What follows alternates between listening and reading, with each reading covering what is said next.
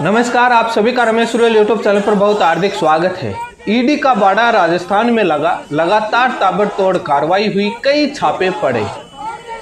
इसी सिलसिले में 51 लोगों पर 17 छापों के बाद राजस्थान कांग्रेस प्रदेश कमेटी के प्रदेशाध्यक्ष गोविंद सिंह डोटासरा के घर पर आखिरकार ईडी पहुंच गई। ईडी को क्या मिला? आखिर ईडी राजस्थान में चुनाव के समय ताबड़तोड़ कार्रवाई क्यों कर रही है? किस मामले को लेकर?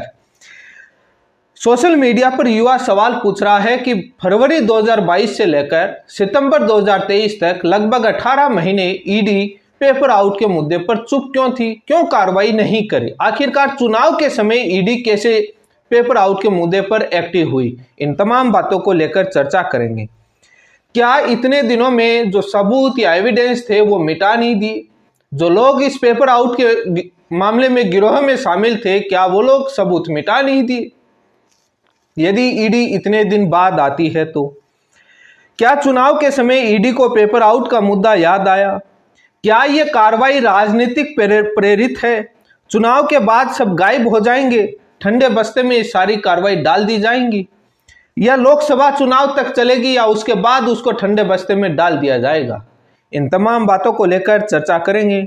राजनीतिक घमासान जारी है, प्रेस कॉन्फ्रेंस लगातार हो रही है, आरोप प्रत्यारोप का दौर लगातार जारी है। जिस दिन गोविंद सिंह डोटासरा के घर पर ईडी पहुंचती है तो जयपुर से पीसीसी से अशोक गहलोत मुख्यमंत्री जी प्रेस कॉन्फ्रेंस करते हैं, तो दिल्ली से एआईसीसी से सचिन पायलट इस मैदान में उतरते हैं और प्रेस कॉन्फ्रेंस करते हैं। कांग्रेस के कार्यकर्ता लगातार प्रदेश अध्यक्ष गोविंद सिंह डोटासरा के घर पर पहुंच जाते हैं और विरोध जताते हैं और ईडी की गाड़ियों के आगे विरोध प्रदर्शन करते हैं, नारेबाजी करते हैं। इसी विरोध प्रदर्शन के बीच में गोविंद सिंह डोटासरा जी समझाते हैं, उनके बेटे बाहर आकर समझाते हैं कार्यकर्ताओं को। लेकिन आखिरकार इस कार्रवाई से क्या मिलेगा? कई महत्वपूर्ण सवाल हैं। सोशल मीडिया पर युवा ईडी से भी सवाल कर रही है, तो बीजेपी से भी सवाल कर रही है, तो कांग्रेस से भी सवाल कर रहे हैं। लगातार सभी पार्टियों से, सभी वर्गों से जांच के नाम पर सवाल तो कर रहे हैं। आखिरकार ईडी को क्या मिला डोटासरा के घर से? इस बात पर भी चर्चा करेंगे। बेटे से जो भी पूछताछ की वो उन्होंने की होगी। मुझे उससे कोई गिला शिकवा भी नहीं है और मुझे उसके बारे में कोई बात भी नहीं कही, क्योंकि जब उनके स्टेटमेंट हुए तो मैं वहां नहीं था, इसलिए उन्होंने किस प्रकार के स्टेटमेंट लिए होंगे आज मैं यहां पर किसी भी स्थिति में बताने के ये मेरे पास में शब्द नहीं है। बट मैं ये कह सकता हूं कि ये लोकतंत्र को खत्म करना चाहते हैं। ये लोग पार्टी की इमेज को, पार्टी के नेताओं की इमेज को डेंट करके चुनाव लड़ना चाहते हैं। मेरे सामने मैरिया साहब कई दिन से स्पीच दे रहे हैं। पेपर लीक किसने कराया? चाबी किसने दी? मैं आपको आज कहना चाहता हूं, गोविंद डोटासरा का पेपर लीक में या किसी भ्रष्टाचार में एक सुई की नोक जता भी कोई मिल जाए तो मेरा नाम बदल देना गोविंद।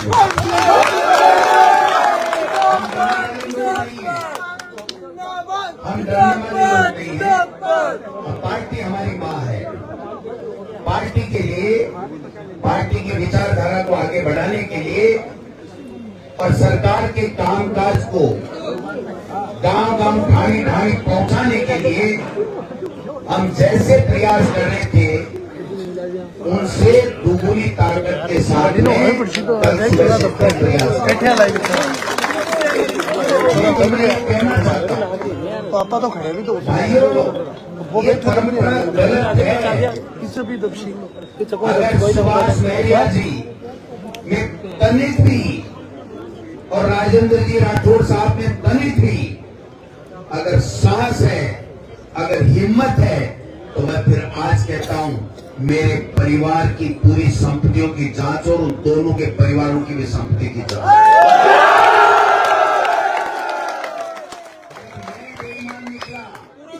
तो मैं ताउम्र जिंदगी में जेल में रहने के लिए तैयार हूं।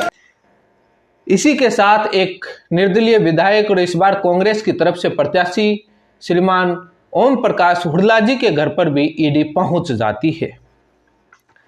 ये ईडी की कार्रवाई बड़ी भयंकर होती है। सवाल ये आता है कि जब सेकंड ग्रेड भर्ती का पेपर का आउट का मामला, बाबूलाल कटारा आरपीएससी के सदस्य का मामला जब सामने आता है तो ईडी की एंट्री राजस्थान में होती है। उस कार्रवाई का क्या हुआ? आरपीएससी के अध्यक्ष क्षत्रिय साहब को भी ईडी नोटिस तामील करती है और सवाल और जवाब करती है। युवा पूछ रहा है कि आरपीएससी वाले मामले में ईडी ने क्या किया? मीडिया में तो खूब आया, उसको नोटिस दे दिया, उसको नोटिस दे दिया, उसको गिरफ्तार कर लिया, लेकिन आखिरकार कितने महीने हो गए? कोई अंजाम तक पहुंची कार्रवाई या नोटिस देकर जवाब लेकर ठंडे बस्ते में डाल दिया? खैर, वो ईडी ही बता पाएगी उस मामले में स्पष्टीकरण को लेकर क्या चल रहा है। लेकिन ये बेसिक सवाल है कि 18 महीने ईडी क्या कर रही थी? 25 नवंबर 2021 को लगभग नवंबर 2021 में रीट 2021 का पेपर आयोजन होता है। उसके बाद दिसंबर जनवरी के अंदर इस मामले पर तूल पकड़ता है और फरवरी में हाईलाइटेड होता है रीट का पेपर आउट का लेकर, जिसमें उस समय के राजस्थान के कांग्रेस के मंत्री डॉक्टर सुभाष गर्ग पर तमाम आरोप लगते हैं, राजीव गांधी स्टडी सर्किल पर आरोप लगते हैं कि आखिरकार उस स्ट्रांग रूम की चाबी किसने दी। यह सारी खबर आपकी स्क्रीन पर है, मैंने कई बार मेरे चैनल पर दिखाई है। उस स्ट्रांग रूम की चाबी किसने दी? उस डीपी जारोली के पास ईडी क्यों नहीं जा रही, यह भी तो सवाल बनता है। डॉक्टर सुभाष गर्ग के पास क्यों नहीं जा रही ईडी, यह भी तो सवाल बनता है। डीपी जारोली को एसओजी ने भी पूछताछ नहीं करी, उसको बचा लिया राजस्थान कांग्रेस सरकार ने, और सुभाष गर्ग को भी और राजीव गांधी स्टडी सर्किल को भी। इन तीनों के पास ईडी क्यों नहीं जा रही? आखिरकार डोटासरा जी शिक्षा मंत्री जी थे, उनके पास पहुंच गई, बात समझ में आती है, लेकिन जानी तो वहीं पे भी चाहिए थी। यदि ईडी डीपी जारोली के पास जाती है तो पूरे राज उगल देगी। डीपी जारोली पूरा कुछ उगल सकता है कि क्या क्या हुआ, लेकिन डीपी जारोली तक अभी तक नहीं गई। सवाल यह आता है कि 18 महीने ईडी साइलेंट क्यों थी? बीजेपी पार्टी के राज्यसभा सांसद डॉक्टर किरोड़ी लाल मीणा जी ने पेन ड्राइव में और तमाम सबूत दिए थे और बार बार आरोप और प्रत्यारोप के दौर में वो लगा रहे थे आरोप की इसमें कौन कौन लोग शामिल हैं, और वो सबूत दे रहे थे और ईडी को पेन ड्राइव में सबूत दिए थे। तो क्या 18 महीने लगे थे? चुनाव का इंतजार कर रही थी ईडी। जब इस तरीके से चुनाव के समय कार्रवाई होती है तो सवाल खड़े होते हैं। लेकिन ये जांच का विषय है कि कितना युवाओं को पिछले काफी सालों में बहुत सारे पेपर आउट हुए हैं। सवाल युवा के मन में यह है कि आखिरकार न्याय मिलेगा या नहीं, इस बात की कोई गारंटी नहीं है। सारे इस बात पर चुप हैं कि न्याय मिलेगा या नहीं, या कार्रवाई होकर रह जाएगी। ईडी की ताबड़तोड़ कार्रवाई छत्तीसगढ़, वेस्ट बंगाल के अंदर भी लगातार हो रही है, जहां पर छत्तीसगढ़ के मुख्यमंत्री जी बयान देते हैं कि कुत्तों से ज्यादा ईडी राज्य में घूम रही है। बड़ी हैरान करने वाले बयान आते हैं, उसको कोट करते हुए राजस्थान के मुख्यमंत्री अशोक गहलोत जी भी देते हैं। क्या ये सवाल है कि यूपी, मध्य प्रदेश, गुजरात, देहरादून, वहां पर भी पेपर आउट हुए, वहां पर ईडी क्यों नहीं जा रही? क्या वहां पर सभी दोषियों को सजा दे दी? मध्य प्रदेश के अंदर विधानसभा के चुनाव हैं, वहां पर कांग्रेस पार्टी, मध्य प्रदेश में कांग्रेस पार्टी पेपर आउट और पटवारी भर्ती में हुए घोटाले को लेकर बीजेपी सरकार को घेर रही है। जब राजस्थान में कांग्रेस सरकार को बीजेपी पार्टी घेरती है तो कांग्रेस सरकार कहती है कि सभी राज्यों में पेपर आउट हो रहे हैं, हम तो कार्रवाई कर रहे हैं। दूसरी तरफ मध्य प्रदेश में कांग्रेस पार्टी बीजेपी सरकार को घेर रही है और उसको चुनावी मुद्दा बनाने की कोशिश कर रही है। लेकिन मध्य प्रदेश में ईडी की एंट्री नहीं होती है, व्यापम घोटाला और कई प्रकार के पेपर आउट हुए। यूपी में भी एंट्री नहीं होती है, लेकिन राजस्थान में होती है। बीजेपी का कहना है कि यहाँ पर कार्रवाई नहीं होती। वैसे देखा जाए तो फरवरी 2023 में राजस्थान कर्मचारी चयन बोर्ड ने सीएचओ का पेपर करवाया था। आज लगभग कितने महीने हो गए, एक सिंगल आदमी गिरफ्तार नहीं हुआ। उस मामले की जांच एसओजी कर रही है। जब इस प्रकार से कार्रवाई होगी, इस प्रकार से आप पूछताछ करेगी एसओजी, तो युवा का भरोसा इन जांच एजेंसियों से उठ जाएगा। ये सवाल तो वाजिब बनता है कि एसओजी ने सीएचओ पेपर के आउट के मामले में क्या किया? आज इतने महीने हो गए, जब कार्रवाई नहीं करेंगे तो केंद्रीय एजेंसियां तो आएंगी बीच में। ये भी सही है, ये साफ दिख रहा है कि एसओजी क्या जांच कर रही है। युवा ये भी पूछ रहा है कि रीट 2021 पेपर आउट के मामले में राजस्थान हाईकोर्ट में केस लगा और बीजेपी एबीवीपी की तरफ से पीआईएल लगाई गई। जांच हुई, लगातार सुनवाई के दौर जारी रहे, उसके बाद उस केस को ठंडे बस्ते में डाल दिया गया। उस पर फैसला क्यों नहीं हो रहा? ऐसे जब फैसले नहीं होंगे और केस ठंडे बस्ते में जाएगा तो सवाल न्यायपालिका से भी पूछेंगे युवा कि आखिरकार क्या हो रहा है। पार्टियों से भी पूछेंगे, केस लगाने वालों से भी, रेस्पोंडेंट से भी सवाल पूछेंगे कि उस मामले पर फैसला तो करवाओ, कुछ न्याय तो दिलवाओ।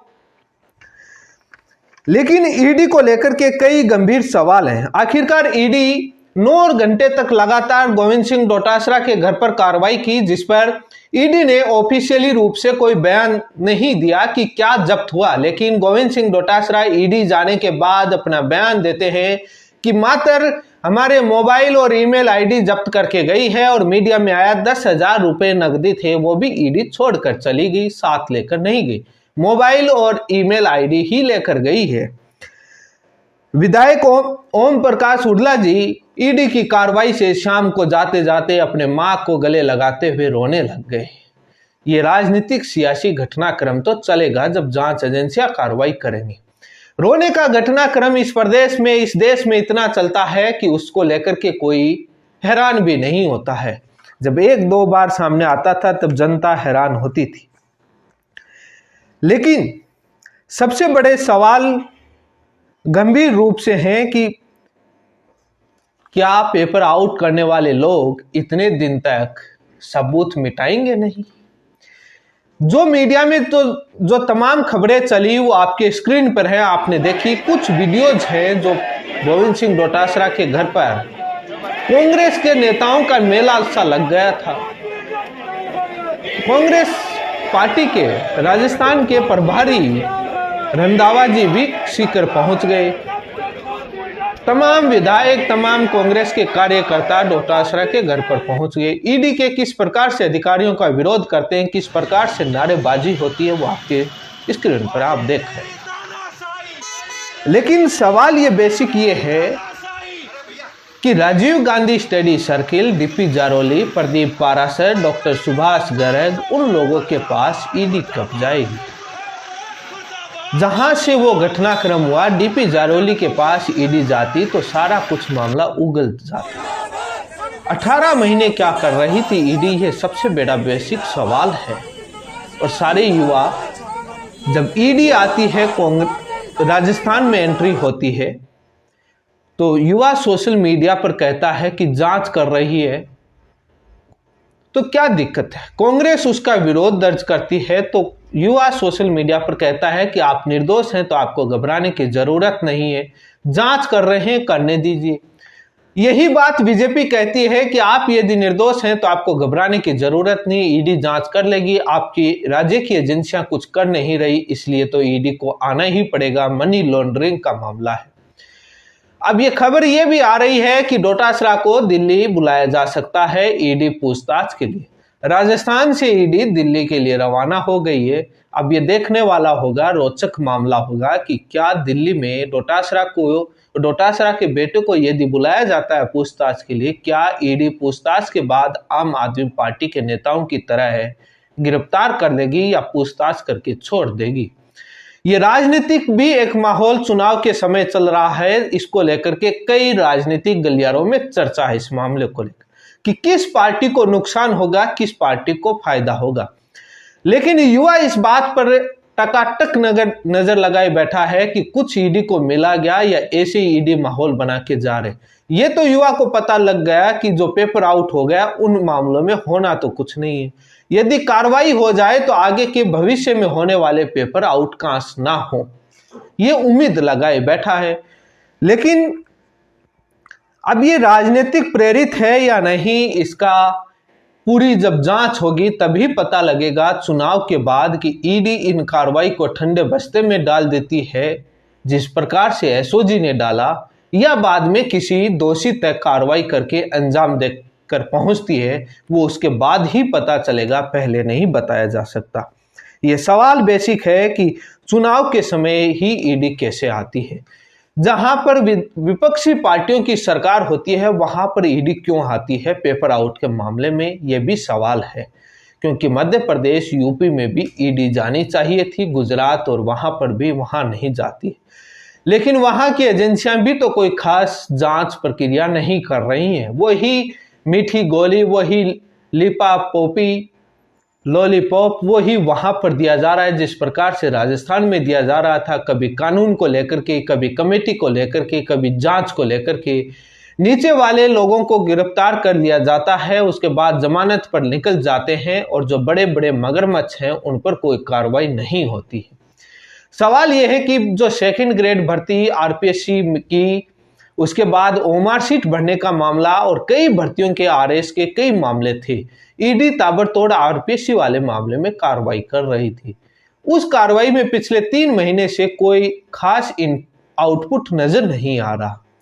क्या हुआ? उस मामले को लेकर युवा सवाल पूछ रहा है। लेकिन आरोप और प्रत्यारोप का दौर जारी है, प्रेस कॉन्फ्रेंस का लगातार दौर जारी है।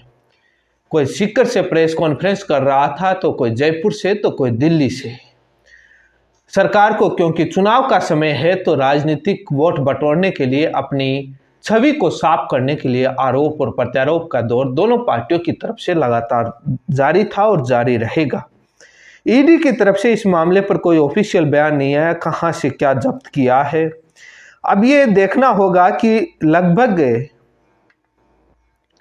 इस मामले में क्या होता है। ईडी आखिरकार किस निष्कर्ष तक, किस फाइनल आउटपुट रिजल्ट तक पहुंचती है, इस जांच के बाद ये देखने लायक होगा। किसको गिरफ्तार करती है, या नोटिस या पूछताछ या छापे का खेल डालकर छोड़ देते हैं। सोशल मीडिया में बताया जा रहा है और वहां पर कि कलाम कोचिंग से पेपर आउट के तार जुड़े हुए हैं, वहां पर शिक्षा मंत्री जी के तार जुड़े हुए हैं, उसको लेकर के सारे कनेक्शन ईडी ढूंढ रही है। लेकिन खंडन किया जाता है गोविंद सिंह डोटासरा की तरफ से कि हमारा कलाम कोचिंग से कोई लेना देना नहीं है। अब सवाल ये आता है कि बेसिक सवाल ये खड़ा हुआ कि ईडी राजस्थान में पेपर आउट को लेकर आई थी या किसी और अन्य मामले में आई थी, ये सवाल है। अभी तक इसके मामले को लेकर ईडी की तरफ से कोई स्पष्टीकरण नहीं आया कि वो किस मामले को लेकर राजस्थान में ताबड़तोड़ कार्रवाई की थी, क्योंकि गोविंद सिंह डोटासरा ने मीडिया में बयान दिया कि मेरे को ईडी ने पेपर आउट के मामले में एक भी सवाल नहीं पूछा। यदि पेपर आउट को लेकर के ताबड़तोड़ कार्रवाई जारी थी तो पेपर आउट को लेकर के सवाल पूछना चाहिए था कि कहां से हुआ, आप मंत्री थे, आपकी जिम्मेदारी थी, लेकिन सवाल नहीं पूछा गया। हो सकता है कि दिल्ली तलब करके सवाल पूछे जाएं, पहले सारे एविडेंस जुटाए जाएं, लेकिन वो ईडी को ही पता है। ये तमाम कार्रवाइयां आपके स्क्रीन पर चली, आपने देखा। इसी सिलसिले में एक बार पुनः मिलेंगे ईडी की कार्रवाई को लेकर, क्या क्या होता है, क्या क्या घटनाक्रम होता है, और देखते हैं कि ये एक राजनीतिक प्रेरित होकर कार्रवाई की जाती है या आखिर निष्पक्ष होकर कार्रवाई होती है। वो आपको लोकसभा चुनाव के बाद पता लगेगा और विधानसभा चुनाव के बाद पता लगेगा, क्योंकि वो कार्रवाई ठंडे बस्ते में जाती है वो या अंजाम तक पहुंचती है वो चुनाव के बाद ही पता लगेगा। लेकिन ये कार्रवाई जारी है, इस कार्रवाई का स्वागत है, क्योंकि पेपर आउट की घटना को लेकर राजस्थान के लाखों युवा बहुत ज्यादा परेशान थे। एसओजी जैसी जांच करने वाली एजेंसियां कोई खास तौर पर जांच नहीं कर रही थी, बड़े बड़े मगरमच्छों पर, हस्तियों पर कोई हाथ नहीं डाल रही थी, ये सत्य बात है। सीएचओ पेपर का उदाहरण आप देख सकते हैं। आज तक जितने पेपर आउट हुए, एफआईआर दर्ज हुई, पेपर रद्द कर दिए गए, उसके बाद पता ही नहीं रहता है कि उस जांच का क्या चल रहा है, कितने दोषी लोगों को। रीट 2021 का एग्जाम्पल आप सभी के सामने है उदाहरण। तभी युवा की एक उम्मीद थी कि ईडी कुछ करेगी। जब किरोड़ी लाल मीणा सांसद महोदय ने जब ये मामला उठाया था तब एक उम्मीद थी कि ईडी राजस्थान में कुछ करेगी, लेकिन जैसे ही ठंडे बस्ते में डाल दी गई 18 महीने तक, तब उम्मीद टूट गई थी। जब चुनाव आए तो युवा भी सवाल पूछने लगा कि ईडी अब कैसे आई। खैर, युवा का उम्मीद है कि लेट आए देर आए, कैसे भी आए तो शुरू कार्रवाई तो कीजिए, कुछ दोषियों को तो जेल में डालिए, सबक तो सिखाइए। इसी सिलसिले में देखते हैं कि इस कार्रवाई में क्या होता है। आरोप प्रत्यारोप का दौर जारी है, जो तमाम मीडिया में चली, आपने सभी ने देखा। इसी सिलसिले में अभी कोई निष्कर्ष नहीं निकाला जा सकता कि किस मायने में कैसे कार्रवाई की जा रही है, क्या होगा। आप मेरे चैनल पर बने रहिए, लेकिन सवाल वाजिब है वो उठाते रहेंगे। धन्यवाद आप सभी का।